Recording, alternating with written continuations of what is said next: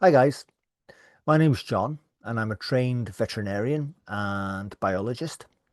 And today we're talking about career paths into rescue, rehabilitation and release with a focus on nocturnal primates, in particular the Sumatran and Sunda slow loris of Sumatra in Indonesia. My guest is František Pribrski, a wildlife biologist, head of in situ projects at Ostrava Zoo, and founder of the Kukang Rescue Project. So, what can you expect in the next half hour? Well, this is not a natural history documentary, nor is it a making of type of film about how wildlife documentaries are made. Instead, what we'll present is an interview and a possible career path if you want to work with nocturnal primates and rescue, rehabilitation and release. It's an interview in which I ask the questions I wish I'd asked 35 years ago when starting my career. Before we go any further, I would like to say thank you to my subscribers. Without you, there would be no channel.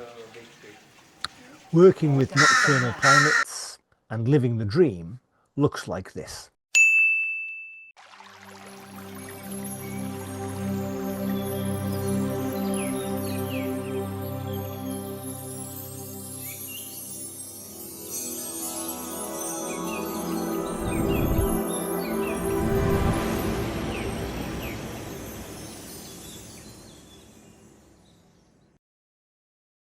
František, how would you describe slow loris rehabilitation in Sumatra today?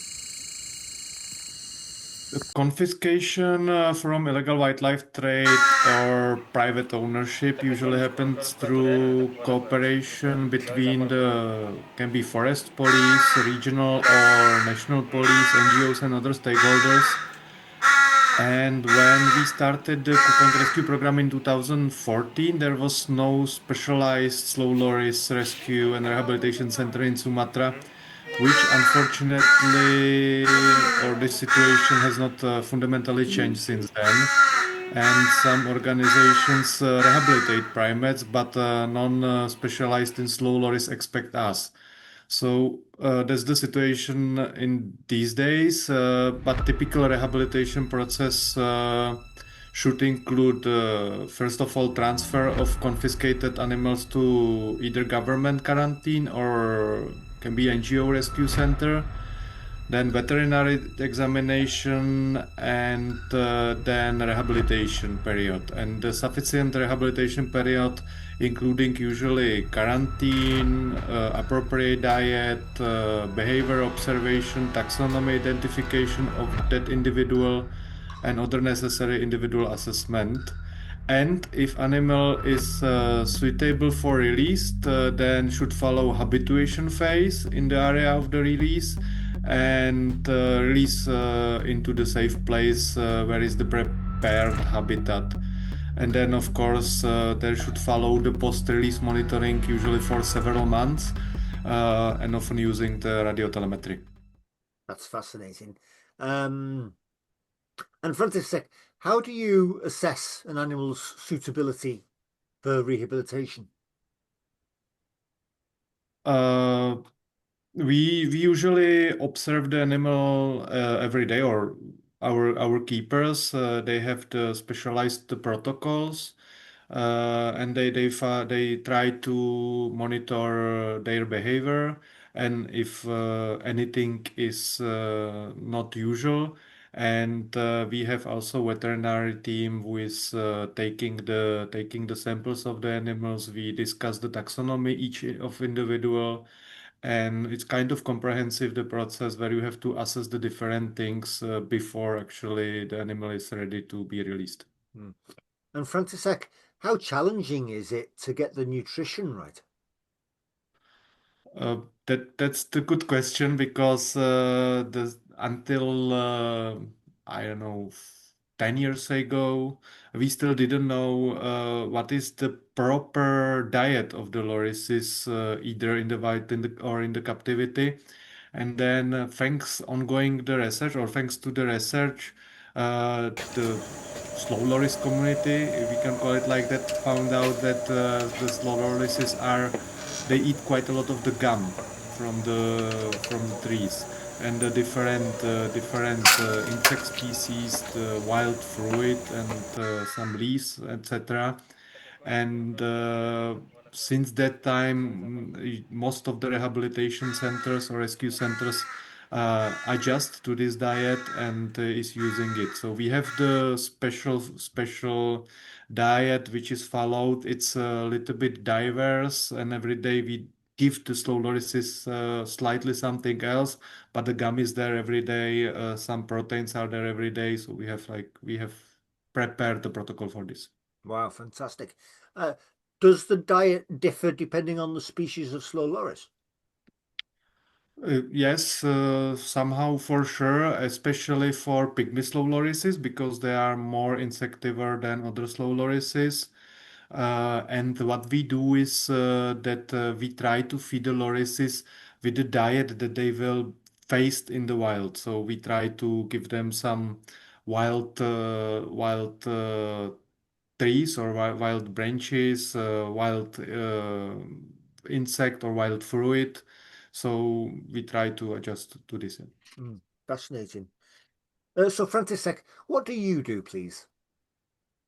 I work in Sumatra as the director of the Kukang Rescue Program, which is focused on combating illegal wildlife trade and protecting.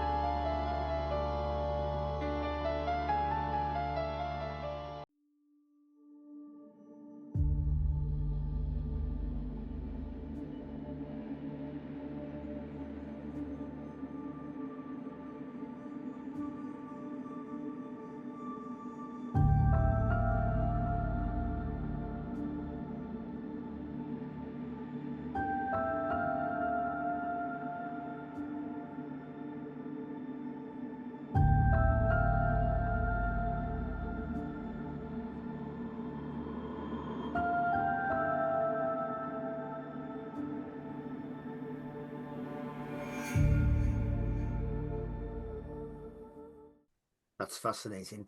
Um, and František, how do you assess an animal's suitability for rehabilitation?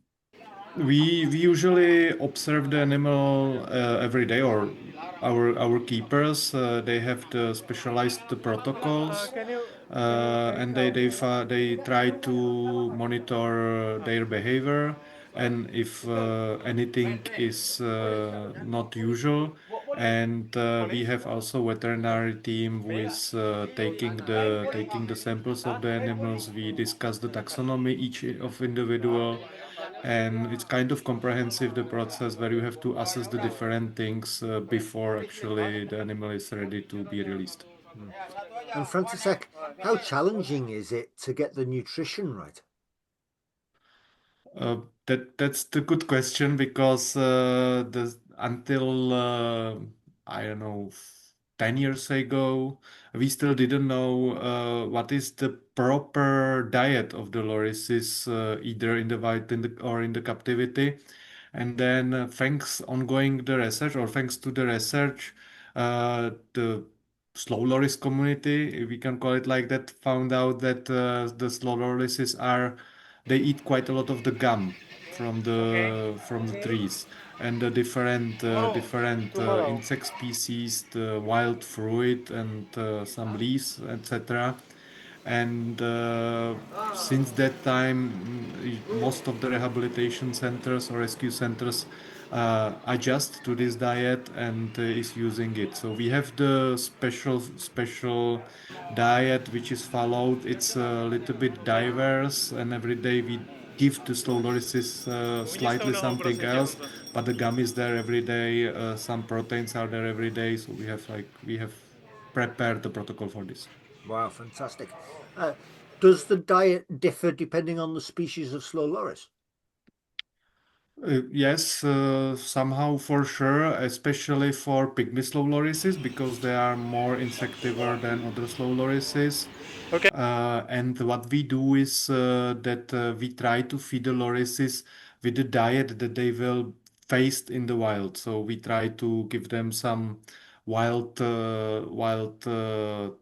trees or wild branches, wild insect or wild fruit. So we try to adjust to this. Mm, fascinating. So, František, what do you do, please?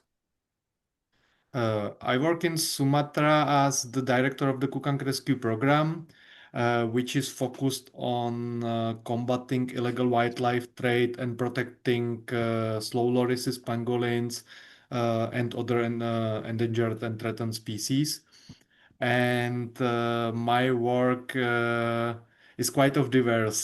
So my work includes the managing the team, developing and implementing conservation projects, securing funding and ensuring the organization operates smoothly, coordinating with the partners and authorities. And of course, I still spend some time in the forest and in our field sites where our conservation work takes place. So it's quite diverse and unpredictable job, which is sometimes enjoyable, or which I sometimes this actually something which I really enjoy. Good, good. And do you do it for personal satisfaction, professional recognition, or the money? I do it primarily for because I want to protect the slow lorises and other endangered species. So if I have to choose one of those options, it would be probably personal satisfaction, yeah. Or I could say slow loris satisfaction. How did your career develop? It's I am kind of special case, I would say, because I originally studied computer science or IT in general. It was in high school and during my bachelor's degree, but already during my D studies, I realized that I want to do the wildlife conservation. So I later completed my master degree in zoology and wildlife conservation. And during this last study, I first traveled to Sumatra as a volunteer in the project protecting Sumatran lauchintrash, which is songbird. And this project was initiated by Liberec Zoo and local partners. And during this period, I became very interested in illegal wildlife trade, and I choose this topic as or for my master thesis. And this research later became the foundation for the Kukang Rescue Program, which I started together with my colleague Lucy Čižmářová after finishing our studies. And we were able to launch the project thanks to the support from zoos, actually. When Ostrava Zoo employed me as a field zoologist and Olomouc Zoo supported Lucy. And this provided our salaries, and of course, we got our first institutional partners. But since that program started to develop and expanded and now includes Slow Loris Rehabilitation Center, English Environmental Kukang School, we also employ former poachers as forest rangers. We do combating the wildlife traffickers and of course some more other conservation activities. What is your most treasured possession in your Slow Loris field kit? In this case, without hesitation, I can say that it is our Indonesian team and our international support team. I'm really proud of them, and that was actually one of our long-term goal since beginning when we built or to build a strong local conservation team that will protect the wildlife independently, sustainably, and in long term. So that's definitely Indonesian and international supporting teams. František, what skills do you need to do what you do and to rehabilitate slow lorises? When we talk about the rehabilitation, then it requires wide range of professional skills, including you need to know how to construct the enclosures and you have to design the facility for rehabilitation. You need experience or you experience animal keepers or you need to train them. You need wildlife veterinarians. You need to secure the logistic and transport. You need to build a strong relationship with the government authorities. You need to have the access to suitable release sites for rehabilitated slow lorises, and you need to do teams who are capable to conducting the release and monitoring after that. And of course, to cover all of this, you need to have well established fundraising and project managements. So overall, it is a complex, multidisciplinary uh, topic and should be also science-based activity. Wow, remarkable, really remarkable. How much of a challenge was it, František, to get wildlife veterinarians? Uh, like to get the veterinarian in general in Sumatra is not too huge problem because there is quite love. There are universities and you can get quite easily veterinarian. But what is challenge is to get the wildlife veterinarian because in the schools they or in universities they usually uh, learn how to work with the domestic animals, but the wildlife veterinarians are kind of special. So when we are looking for them or where we were looking for them, we usually ask the colleagues if they have some veterinarians who are looking for the job, or we just do like normal interviews and we look for them online also. So it's challenge, but it's possible. Yeah. František, how can new entrants into slow loris conservation and rehabilitation acquire the skills that you've just mentioned? Some knowledge can be gained through academic studies for sure and discussion with the experts. So everyone who is interested in this field, that's always good to focus on it not only during the study but also try to approach the people who are actually doing it, of course. And practical experience is essential. So the best way could be the visiting organization working on slow loris conservation, and for example volunteering in rehabilitation centers or field project if it's possible. So that kind of hands-on experience is usually invaluable. And František, how necessary is it to have a degree to work with slow lorises? It depends what you would like to do. So, like to run the research or do some activities which are science based. Then, of course, to get higher degrees always useful. But to do like in-field, in-situ conservation in Sumatra, you need more passion and uh, be more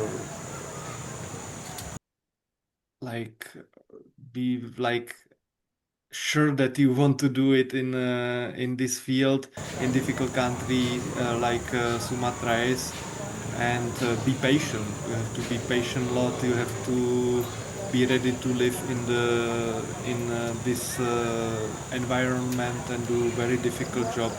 And for that kind of job, I would say that degree is not first thing. Of course, it help always, but you need to be more passionate, patient, and be sure that this is what you want to do in difficult country, and that's a little bit more important than the science, the university degree. But of course, it always help, and that's always show you a lot of different things. You Small meet different 300. people during the Guard. study, and you have the time to learn the Yes. details and So small difficulties of this job. $300, So big I would recommend to get the $150. degree before doing it actually. But yeah, as I said, it's not first and only thing that you need to get. Mhm. And František, how do you go about assessing the habitat? That you have like what is the first thing we do because we assess it especially like different point of the view. One is that we assess the poaching occurrence in the area. That's the first thing to know if there is still poaching going on. Then you need to discover the food accessibility. So if there is the diet, there is the food for the animals, and then if there is wild population already, so you need to know if you want to release the loris, where you are releasing it, and accessibility of the area. The You should do the survey of all fauna and flora to know where you are releasing the lorises and different things. But what we are also doing is that we have the survey of the abundance of the wild population of the lorises, because before any release we want to know the actual the status of the wild population of the lorises, because it can affect any releasing. And best what could happen is that if you get the uh, suitable the area where is no poaching, enough food sources, it is kind of accessible, so you can work there, you can build there some base, and uh, also that there is not this wild population that, for example, can cause the conflict with your release animals. So there is different things that you have to be sure before releasing of the animal. So if you want to release, that's different assessment that if you want to just assess the habitat for any different reasons, but both of them you have to do kind of complex survey. Mm. Does the habitat differ depending upon the species of slow loris? That I'm actually not sure, and I think for all lorises it could be kind of similar, but that's, for example, something that would need to be more studied. And But in general, the habitat for lorises is surprisingly not always in primary forest, because most of the lorises we can see in the secondary forest, somehow degraded forest, or even the fruit plantations, or the trees that are surrounding the villages. And in general, the lorises are kind of animals that can survive close to the people if there is not hunting pressure. Interesting, very interesting. Um, do we know, František, how many species of slow loris there are? Yes, when I started to work in Sumatra, it was only five, but since that time there was described four more slow loris species, so it was nine. And during the last year, the science community realized that pygmy slow loris is actually not one species but two species. and it's not in Latin name it's not called Nycticebus, but it's called Xanthonycticebus. So we have actually now 10 species. Yeah. Oh, wow. Are they all considered endangered, Frantisek, or data deficient, or what? Yes, all of them are according to IUCN Red List books. They are all endangered. It's starting from the status vulnerable to critical endangered. Luckily, there is no any species yet extinct in the wild, but all of them are endangered, and they are threatened and could extinct in close future if we don't protect them. Frantisek, are there any captive breeding projects breeding them? Yes, the one that is, I think, most comprehensive, and where when the one that the experts most focus is the European Exit 2 program, when the European modern zoos breed the pygmy slow loris, and actually this program has the coordinator.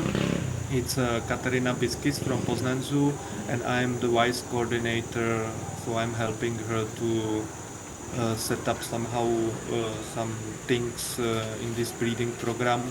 And actually, this is only one big enough, or like the population of the pygmy lorises in European zoos is only one liable population that we have in the human care, I would say, because before we had breeding programs also for Bengal loris and slow loris. They are still ongoing, but the population is very low, and there would need be new founders, for example, from confiscations from the trade, which also sometimes happen in the Europe. So that could happen, but this time only pygmy slow loris breeding program is the one that is actually good enough. Yeah, I would say. Are there plans to breed the other species in captivity? What species? Sorry. The other species of Other slow loris? species. Yeah, that's like the European zoos are still focusing on greater slow loris and Bengal slow loris, but unfortunately the population level is very low. So that's maybe in the future. Yeah. Hmm. And then I talk about Europe mainly. There are also animals in the US and in Southeast Asia. And also, for example, Singapore Zoo is part of this breeding program, the European breeding program. So there are some animals all around the world in the breeding program, but as the expert community, we can still improve this, and we are trying to do it. Yeah. Fantastic, fantastic. Um, Frantisek, what issues would you like to see addressed in slow loris conservation over the next 5 loris generations? I think that the biggest issue remains the illegal wildlife trade, and which is still main threat to, I would say, all slow loris species. But at the same time, we also need to focus on working with the local communities in the range where lorises live, and helping the communities accept and ideally protect these animals. And it is essential to base the conservation on strong science evidence, continuing research, and improve education and public awareness. So I think in the next five Loris generation, the generations we need to still focus on all of this, like tackling the illegal pet trade, working with the local communities, to educate communities or children, and do all these things. So after five slow Loris generation, there is still something to protect. Mhm. And Frantisek, do the poachers go out and specifically look for slow lorises, or are the poachers opportunistic looking for any animals? I think both is right. Like poachers that we have in the team, like ex-poachers, they were specialized on slow lorises. Some of them were specialized on pangolins, for example. Sometimes they hunt together like one or both species. But in general, I would say that the poachers are kind of opportunistic, and when they go to the forest, they hunt whatever they find. But they are specialized, yeah. The best ones are specialized because they know where to look for the lorises. They are usually poachers from the area of natural occurrence of the slow lorises, and they can manipulate with it. They can catch them. They can even to feed them a little bit before they sell the animals to traffickers. So yeah, they are specialized and opportunistic, but the best ones are specialized. Mm, mm, mm. So they're actually quite skilled people. Yeah, that's why they are best rangers and field assistants. That's true. Mm, mm, The poachers, I would say. We difference between the poachers and traffickers because the poachers are usually the normal local community members, the villagers, and they live close to the forest. And they, of course, know the nature. They are farmers. They could do different job, but mainly in the nature. They know the animals that live around them, and usually they don't have even better relationship with the animals or with most of the species. Sometimes they have the problem, for example, with wild boars because they destroy their crops and the farms. But in general, they don't have problem with the animals, and they are very good field assistants. mm, mm. Excellent. František, for somebody who wants to do a project on slow lorises, where do our knowledge gaps lie? There is still, actually, when we talk about the slow lorises, which are nocturnal species, there is still significant gaps in the fundamental knowledge. For example, taxonomy of slow lorises species is still evolving, as we mentioned that during last, I don't know, 15 years, the taxonomy changed from 5 slow loris species to 10 slow loris species. Then distribution of different species is still being studied. And in addition, the biology and behavior are still not fully understood. So, uh, s- as I mentioned, that since slow loris are nocturnal animals, the studying them in the wild is particularly difficult because it's at night. But better scientific understanding will help to improve also rehabilitation methods and release success rates, which are still relatively low.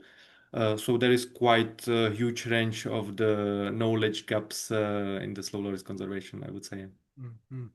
Can you suggest a research project for somebody starting out as a slow loris researcher?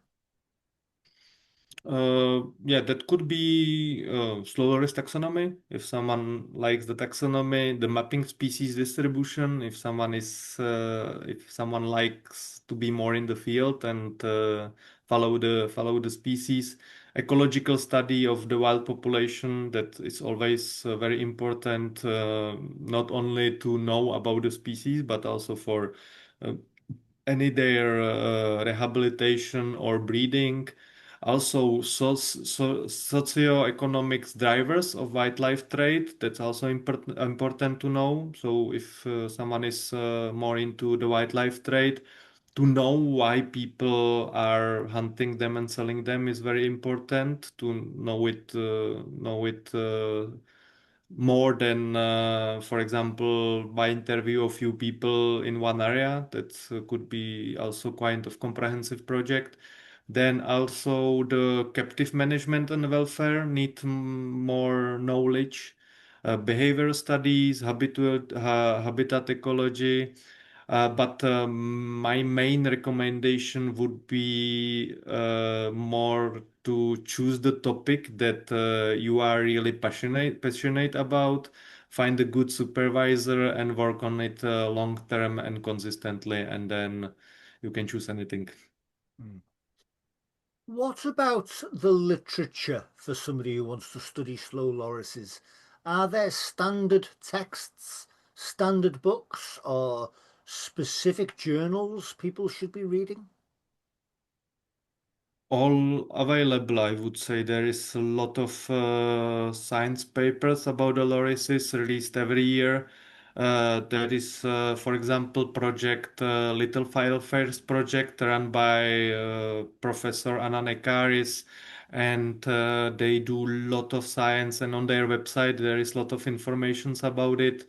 But then it's depend on the study field, because for example, if you want to focus more on rehabilitation release of animals, then definitely you should know about the IUC and best practice guidelines for wildlife translocations and different documents. Yeah, so there is a lot of informations, books, and papers that everyone should somehow get a good overview about this. Yeah. Fascinating. And František, what about the conference circuit? Are there conferences on slow lorises? There is several. There are like the primate specialist group. So, for example, in the Asia, there is the Asian Primate Conservation Conference happening every 2 years, if I'm not wrong. There is also the international one focusing on the primates. And also zoos organize the different conferences. For example, every 2 years there is the IASA Conservation Forum, and also there are conferences organized by IUC and the members. So that's also kind of diverse, and everyone can choose. So for example, if it's a future Asian conservationist or researcher, then there I would recommend the Asian primate conservation conferences. And if it's someone from the Europe, maybe there are options to visit some conference organized by the zoos. František, what advice would you give to your younger self starting out wanting to work with slow lorises? To be more patient. I am actually in general patient, everyone say, but you need to be really patient to do this work. So that would be my one word advice, patientest. Brilliant, brilliant. And František, is there anything that you'd like to add? Um, First of all, I'm very happy that you do this podcast, because I think that's future generation of the wildlife conservationists or researchers or keepers, veterinarians, and whatever is super needed. And to get some overview knowledge from the field is very important for every new errands, I would say.